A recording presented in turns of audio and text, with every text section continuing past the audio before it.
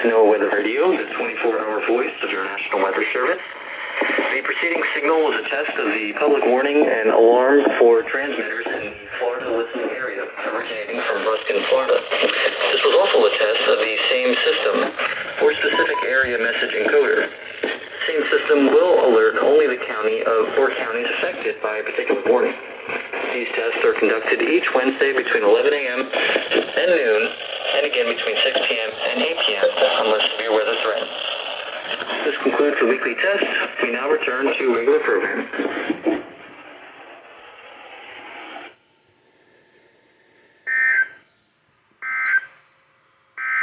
The Tampa climate summary for yesterday, December 21st, 2021.